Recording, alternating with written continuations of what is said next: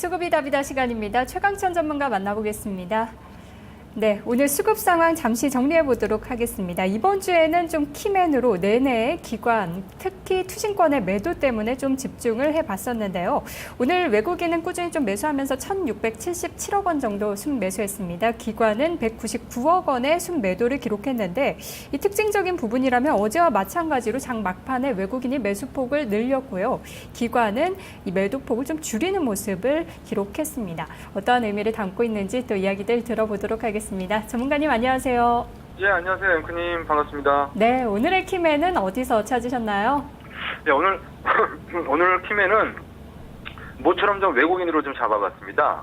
네, 오늘은 또 외국인으로 잡으셨는데 그런 이유가 있을 것 같아요.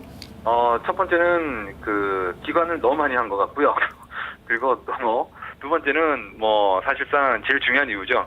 외국인 투자자들의 유동성과 수급이 계속 좀 기관의 어떤 매도 수급을 좀 받아내는 어떤 그런 흐름도 좀 있는 것 같아가지고요. 실질적으로는 외국인의 어떤 유동성, 어떤 보강, 이 흐름도 상당히 좀 중요하다 싶어서 오늘 12포인트 상승은 사실상 외국인의 어떤 수급 흐름이었기 때문에요. 요 부분 때문에 외국인으로 좀 잡았습니다. 네, 사실 오늘까지 11거래일째 매수고 외국인이 떠나지 않는다면 또 추가 상승에 대한 기대 계속 남아있을 것 같은데요. 오늘 또 금요일이다 보니까 한 주간에 뭘 샀나 이렇게 보니까 금융주들을 좀 꾸준히 샀던 것 같은데 또 어떤 종목들을 매매했나요? 오늘 보면은 전기전자 업종에 대해서 552억 원의 매수를 했고요. 또 금융업종에 대해서 468억 원의 매수를 했는데 오늘 사실상 외국인 투자자들이 1,670억 정도 매수했습니다만은 프로그램 매수라고 봐야 되겠죠. 오늘 차익 거래 매수가 1,200억, 비차익 거래 매수가 1,000억 정도, 1,500억 정도가 유입이 돼서 2,700억의 프로그램 차익과 비차익 매수가 유입이 됐는데요.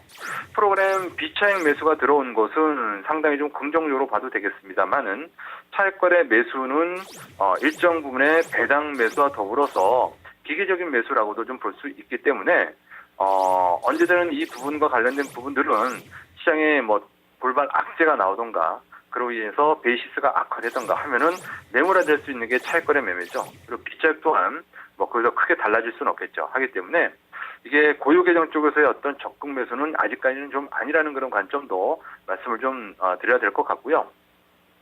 그리고 이런 바스켓 매수이기 때문에 시가총액 1위인 전기전자, 시가총액 2위인 금융업종에 대해서 매수가 자연스럽게 들어왔다. 이렇게 정리할 수 있을 것 같습니다. 어떤 전기전자 업종에 큰 호재가 있어서 금융업종에 큰 호재가 있어서라기보다는 바스켓 매수라고 봐야 되겠죠. 네, 프로그램을 통한 매수가 좀 많긴 했지만 그래도 전기전자와 금융하면은 유동성 장세를 조금 더 외국인은 계속해서 바라보고 있는 게 아닌가 하는 생각도 들거든요. 외국인들의 기조는 좀 변함이 없다 이렇게 해석을 해도 될까요? 현재까지는 그렇다라고 봐야 되겠죠.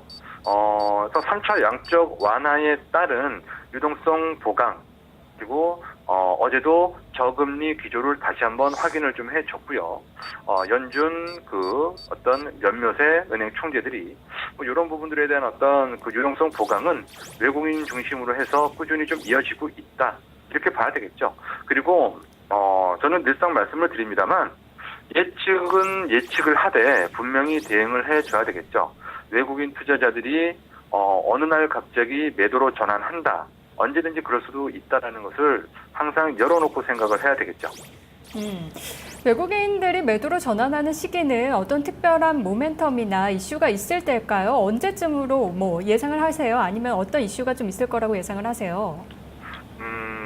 글쎄요. 그거는 제가 보기에는 예측의 의미가 좀 없는 부분들 같아요. 왜냐하면 시장에 불안 요소가 남아있다고 생각하세요? 큰 불안 요소가 남아있습니까? 당연하죠. 왜냐하면 3차 양적 완화가 만병통치약인가요? 그렇진 않잖아요. 예. 1차 양적 완화 때도 해결되지 못한 거 2차까지 갔습니다. 2차 때도 주가가 폭락을 했어요. 경기가 더 안 좋아져서. 그래서 지금 3차까지 왔습니다. 지금 유럽은 계속 3년, 4년 동안 아직도 힘들게 있습니다. 만병통치약이 아닙니다. 그렇기 때문에 언제든지 경기가 본격적인 회복세, 반짝 회복세가 나타날 수는 있는데요. 그것이 추세적이고 기조적으로 나타나는 그런 흐름은 아직까지는 지표와 실적에서 명확하게 나타나기 전까지는 상당히 어렵다라고 봐야 되겠고요. 거기에 대한 바로미터가 부동산 가격이에요. 주택 가격. 미국도 그렇고 우리나라도 그렇고 최근에 뭐 바닥을 쳤다라고는 하지만 데드캣 바운스라는 얘기는 뭐 아시고 계실 겁니다. 죽은 고양이도 반짝 일어나는 법이에요. 그렇기 때문에 언제든지 이 부분과 관련해서 모든 것을 마음 놓고 있을 수는 없습니다. 지난 3년 동안의 시장 그림이 그래 왔어요. 그렇기 때문에요. 너무 긍정적인 단편적인 그냥 모든 것이 다 해결됐다라는 그런 시각은 항상 주식 투자자가 경계를 해야 되는 그런 시각이고요. 모든 것이 이보다 더 좋을 수 없다. 날 때가 최악의 악재고 이보다 더 나빠질 수 없어 라는 것이 최고의 호재였던 그런 사실을 우리는 기억해야 될 것 같습니다. 네, 알겠습니다. 언제나 또 경계감은 필요하겠죠. 오늘의 특징주 들어볼게요. 네. 자, 오늘의 특징주는요. 삼성전자를 좀 꼽아봤는데요. 네. 외국인 투자자들이 27,000주의 매수를 좀 기록을 했고 기관 투자자들이 1,000주 정도의 매도를 좀 했는데요. 삼성전자의 역할론이 지금은 저는 상당히 좀 중요하다고 봅니다. 왜냐하면 지금은 제가 보기에는 주도주가 없는 시장이에요. 거래소 시장은. 코스닥 시장은 주도주가 있습니다. 그런데 거래소 시장은 주도주가 없습니다.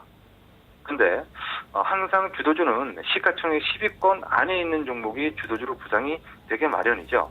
그런데 IT라든가 그다음에 자동차라든가 금융이라든가 화학이라든가 철강이라든가 조선이라든가 등등등의 어떤 그런 종목들을 좀 보게 되면 여기서는 삼성전자만큼 글로벌 시장에서 막강 파워를 기록하고 있는 종목도 사실상 좀 없고 그리고 시총도 다른 것 다 합쳐봤자 삼성전자에도 못 미치고 그리고 또 실적도 마찬가지죠.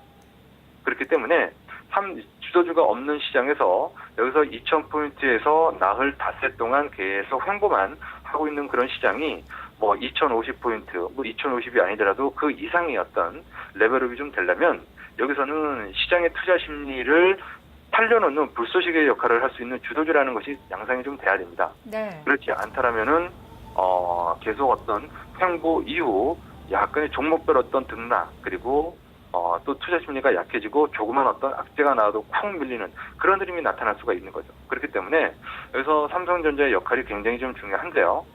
외국인 투자자들이 지금 유동성을 빌미로 해서 삼성전자에 대해서 오늘까지 거의 10일 연속 지금 매수를 좀 하고 있습니다. 네. 반면에 기관 투자자들은 계속 매도를 하고 있는 그런 양상으로 지금 나타나고 있는데요.